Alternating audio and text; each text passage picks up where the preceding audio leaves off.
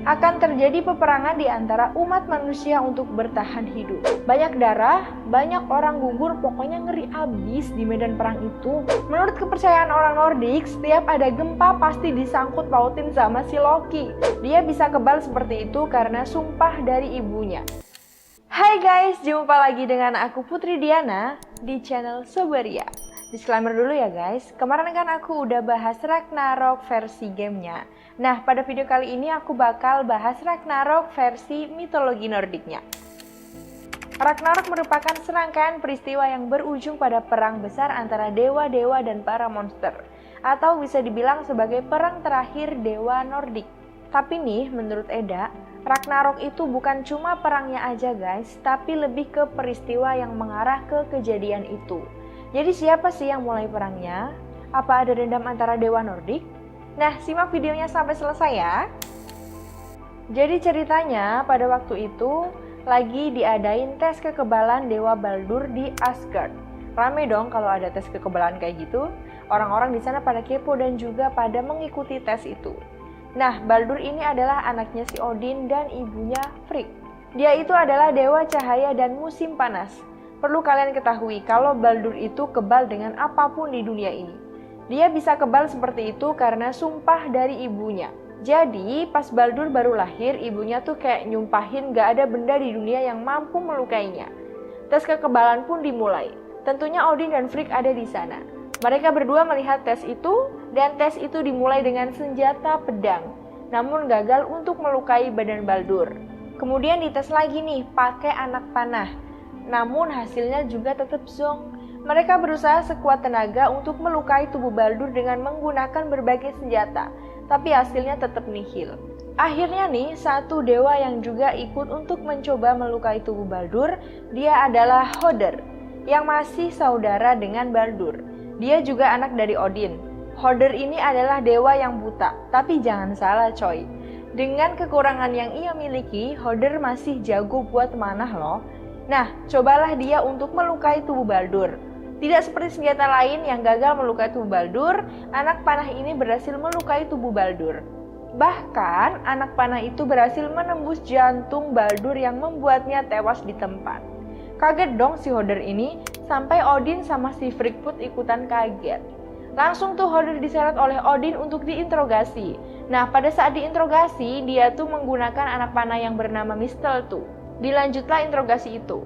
Dia ditanya macam-macam hal oleh Odin, mulai dari mana menemukan anak panah itu, hingga dari mana ide gunain tanaman mistletoe itu. Ya pokoknya macam-macam lah pertanyaan buat si Hoder ini. Singkat cerita nih, Hoder ngaku kalau semua itu ia dapat dari Loki.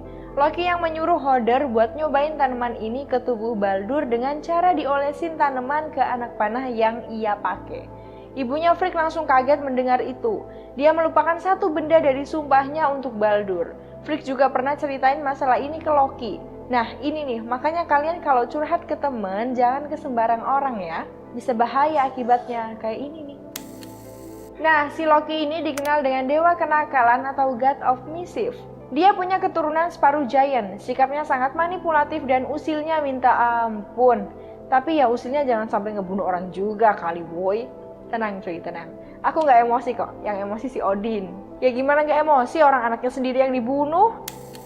Dengan emosinya yang tinggi itu, Odin menyuruh semua dewa-dewi di Nordik untuk mencari Loki dan membawa ke hadapan sang dewa tertinggi itu.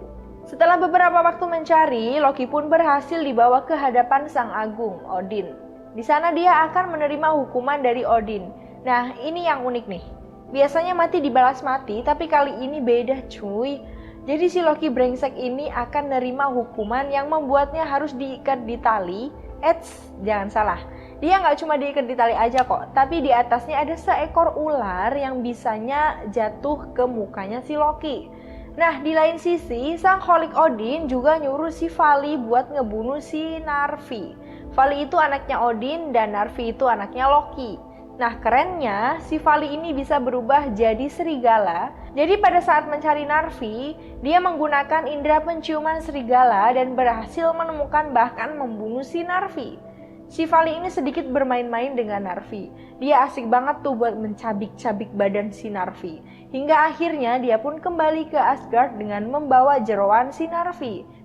Keren pembalasannya ya. Terus nih, jeroannya Narvi itu diubah dengan kekuatan sihir yang bisa berubah jadi tali yang sangat kuat. Nah, tali ini buat ngikat si Loki itu tuh. Nah, tadi juga udah aku sebutin kalau ada ular yang bisanya berjatuhan ke muka Loki. Setiap dia menerima tetesan bisa itu, dia selalu mengerang kesakitan. Jadi hukuman Loki sebenarnya sepadan ya cuy atas kematian Baldur. Hukuman yang ia terima juga berlaku seumur hidup kok. Tapi ada sebuah kejadian yang unik. Ketika Loki lagi diikat dan ada ular berbisa di atasnya, datanglah Sigyn, istrinya Loki. Dia datang ke sana dengan membawa piring. Waduh, mau nyuapin makanan kah? Bukan. Piring yang dibawa digunain buat wadah dari tetesan bisa itu. Tapi cuy, piringnya itu kecil. Jadi saat Sigyn membuang bisa yang ada di piring, si Loki tetap ketetesan bisa ular tersebut. Setiap ketetesan Loki pasti meronta-ronta terus sampai Asgard bergetar. Nah, ini yang unik. Menurut kepercayaan orang Nordik, setiap ada gempa pasti disangkut pautin sama si Loki. Jadi kurang lebih mereka tuh percaya kalau gempa itu berasal dari Loki yang meronta-ronta kesakitan. Balik lagi ke topik ya cuy. Jadi ada beberapa tanda yang menimbulkan Ragnarok terjadi. Salah satunya terjadi musim dingin yang sangat panjang. Diceritakan kalau musim dingin ini terjadi terus-menerus tanpa adanya musim semi. Gak ada juga musim panas.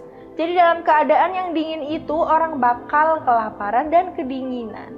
Nah, mereka yang kelaparan pasti akan melakukan berbagai cara agar bisa makan dong tentunya. Akan terjadi peperangan di antara umat manusia untuk bertahan hidup. Semua orang akan saling bunuh termasuk anak mereka pun ikut membunuh demi bertahan hidup. Bagaikan serigala, mereka akan saling bunuh untuk bisa hidup. Nah, masa dingin ini disebut sebagai Fimbulwinter. Gak cuma itu cuy, situasi diperparah dengan dimakannya matahari dan bulan. Lah, emang ada yang bisa makan matahari sama bulan? Masa Fimbulwinter ini diperparah gara-gara 2 ekor serigala legendaris Nordik yang bernama Skoll dan Hati. Mereka dikatakan memakan matahari dan bulan yang membuat dunia gelap total. Nah, pada saat Fimbulwinter ini terjadi, semua mata air akan membeku. Juga nggak ada musim panas yang bisa meringankan penderitaan mereka. Tentunya suhu yang tipis akan mempengaruhi kita dalam bernafas. Jadi ketika bernafas, yang ada malah dada kita terasa sakit. Matahari dan bulan yang dimakan oleh Skoll dan Hati kemudian menimbulkan gempa bumi yang sangat dahsyat. Gempa itu juga bisa membuat ikatan Loki terlepas. Gak cuma Loki yang lepas, anaknya pun ikut terlepas. Fenrir adalah anaknya Loki yang berwujud serigala raksasa. Sebelum dia dirantai oleh Odin, Fenrir kecil tuh masih kayak baby husky gitu loh, masih unyu-unyu. Gitulah pokoknya lucu, gemes. Tapi nih ketika dia udah gede, pertumbuhannya itu di luar nalar. Nah, ganasnya minta ampun. Nah, jadi dirantailah si Fenrir ini di alam bawah. Kebebasan mereka berdua itu diselumuti dendam yang kuat untuk menghancurkan Asgard. Si Fenrir itu besarnya bukan main. Rahang atasnya digambarkan mencapai langit, sementara rahang bawahnya mencapai bumi. Gila ini mah udah bukan baby husky lagi. Terus dari mata dan mulutnya itu digambarkan nyala berwarna merah. Atau jangan-jangan itu api. Nah, untuk bisa menghancurkan Asgard, Loki meminta bantuan anaknya yaitu Fenrir, Hel, dan Jormungand. Nah, tadi kan aku udah bahas Fenrir, jadi sekarang aku bakal jelasin si Hel. Hel ini anaknya Loki yang memiliki kasta tertinggi di Helheim. Atau bisa dikatakan dia tuh penguasa Helheim cuy. Terus yang ketiga adalah Jormungand, atau yang lebih dikenal dengan The World Serpent. Pas dia masih kecil nih, dia udah dibenamkan di lautan dalam oleh Odin. Dengan harapan ia bisa mati. Nah, si Jormungand itu bangun dari tidur nyenyaknya ketika mendengar suara teriakan ayahnya Loki. Tapi ada juga yang nyebutin kalau Fenrir dan Jormungand itu bebas dikarenakan bantuan dari Hel. Jadi ceritanya Hel itu menghancurkan Helheim dan menyuruh Nidhogg, naga raksasa, untuk menghancurkan akar-akar yang menopang Helheim. Hel berhasil meluluh lantakan Helheim sehingga dia bisa membebaskan Fenrir dari belenggunya dan membangunkan Jormungand dari tidurnya yang nyenyak. Usaha Jormungand untuk mendarat di daratan pun mengundang banjir. Racun dari taringnya yang tumpah ke air pun membuat semua makhluk laut mati. Tak cuma mereka berdua, Gam sang anjing neraka juga diceritakan ikut bebas dari belenggunya. Hel berhasil mengarahkan pasukan orang mati untuk berada di kubunya. Tapi menurut Loki, kekuatan mereka masih kurang. Kemudian Loki menghasut kubu The Frost Giant and The Fire Giant yang dipimpin sama Surd untuk bersama-sama menghancurkan The Aesir. Memang ceritanya raksasa ini gak pernah akur sama dewa-dewa dari Asgard itu. Loki pun menjadi juru kemudi di balik kapal yang bernama Nagifar, yang terbuat dari kuku-kuku orang yang telah mati. Kapal ini dikomandoi oleh Frost Giant Hymir dan akan membawa para Frost Giant ke medan pertempuran. Dari bagian Muspelheim, Surd raksasa api dan semua pengikutnya akan berangkat juga. Surd membawa pedang besarnya yang terbuat dari api dan memancarkan cahaya lebih menyilaukan dari matahari. Loki dan Surd kemudian tiba ke Bifrost atau jembatan pelangi yang menghubungkan Asgard. Tentunya jembatan itu dijaga dong. Nah, yang ngejaga itu adalah Heimdall. Si Heimdall ini nggak cuma ngejaga jembatan itu aja loh. Dia disuruh sama Odin buat ngejaga Asgard. Dia memang bisa melihat seisi Asgard dengan kemampuan yang bisa melihat kemanapun. Nah, saat itu juga Heimdall langsung mengambil gejala horn, terus langsung ditiup sebagai peringatan kalau mereka lagi diserang. Ya bisa dikatakan gejala horn ini adalah trompet sangkakala kali ya. Mendengar suara itu, para dewa langsung mengambil pedangnya masing-masing dan mengumpulkan pasukan. Pasukan Asgard ini kemudian dibantu oleh para Einherjar. Totalnya adalah 800 Einherjar yang siap untuk membantu para dewa. Nah, Einherjar ini adalah pasukan terbaik Valhalla. Tak hanya Einherjar, kaum Vanir pun ikut membantu para dewa. Vanir ini adalah kumpulan dewa yang ahli dalam menggunakan sihir. Mereka kemudian berkumpul di bawah pohon Yggdrasil di dekat sumur Urd untuk menerima petunjuk dan pemberkatan dari para Norn. Pasukan Asgard akan berjalan ke medan pertempuran yang bernama Padang Vigrid. Odin berkuda paling depan dengan membawa tombak andalannya yang bernama Gungnir. Kemudian di belakangnya ada Thor dengan palu Mjolnir di tangan. Mereka pun sampai di medan pertempuran. Mereka udah ditunggu sama aliansi Loki dan Surd. Juga anaknya Loki, Hel, Fenrir, dan Jormungand. Udah siap untuk membantai para dewa. Pertarungan pun dimulai dengan Odin yang langsung menyasar Fenrir. Odin maju dengan percaya diri dengan membawa tombaknya, Gungnir. Thor yang melihat itu pun langsung menyasar ke arah Jormungand. Di sisi lain, Surd langsung menyambar Frey dengan pedang apinya. Surd akan membakar semuanya. Walaupun pedang itu gagal untuk melukai Frey, tapi masih bisa menimbulkan kehancuran yang dahsyat. Nah, Frey ini adalah orang pertama yang gugur dalam medan perang. Memang pertarungan antara Frey dan Surd begitu menegangkan. Tapi pedang dan perisainya bukan tandingan pedang api Surd. Pedang asli Frey telah dikasihkan kepada Skirnir untuk kemudian diberikan kepada wanita yang ia cintai. Anjay. Para pasukan Asgard pun perang melawan pasukan aliansi Loki. Tak lepas anjing neraka, Gam pun ikut bertempur dan menghadapi Dewa Tyr yang hanya mempunyai satu tangan. Semua yang ada di medan pertempuran memiliki dendam kesumat yang membuat pertarungan itu akhir dari segalanya. Odin melawan Fenrir, Tyr akan melawan Gam, anjing neraka yang membuat mereka mati secara bersamaan dengan Gam menerima tusukan pedang di badannya. Sementara Tyr berhasil masuk ke dalam rahang Gam. Thor sempat kesulitan melawan Jormungand yang besarnya bukan main. Tapi akhirnya Thor berhasil mendaratkan palunya Mjolnir ke kepala Jormungand beberapa kali yang mengakibatkan dia tewas. Tapi nih, sebelum dia kalah sepenuhnya, dia menyemburkan bisa mematikan ke arah Thor dan membuat mereka mati bersamaan. Kemudian ada Loki yang akan berhadapan sama Heimdall. Memang mereka berdua itu memiliki rivalitas yang sangat kuat. Pertarungan mereka berdua lah yang paling lama, tapi akhirnya mereka mati bersamaan dengan tubuh yang masih berdekatan. Odin pun berhasil menusuk Fenrir dengan tombaknya, tapi Fenrir ini memiliki kekuatan yang besarnya bukan main. Jadi saat dia menerima tusukan tombaknya Odin, dia masih sanggup buat ngelawannya balik. Alhasil, Odin pun tewas karena menerima cambukan Fenrir. Sementara anak Odin, Vidal, yang melihat itu menjadi geram dan menyerang secara membabi buta. Vidal berhasil bertumpu pada rahang bawah Fenrir. Kakinya digunakan untuk menahan rahang Fenrir. Nah, ini nih yang keren nih. Jadi kaki Vidal itu ada yang pakai sepatu, ada yang enggak. Nah, yang pakai sepatu itu kekuatannya besar cuy, hingga dia berhasil menahan rahang Fenrir. Sementara tangannya berhasil menusukkan pedang ke rahang atas Fenrir, yang membuatnya mati di tempat. Keren.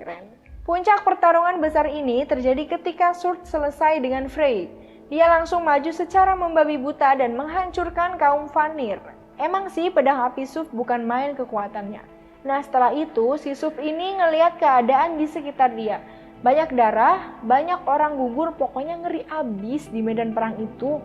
Lalu di Suf ini membakar seisi dunia dengan pedang apinya. Dia ngebakar Yggdrasil. Gila, bukan main ini orang. Pertempuran mengakibatkan seluruh makhluk hidup tewas. Yggdrasil pun ikut habis terbakar. Itu juga mengakibatkan hancurnya 8 dari 9 dunia.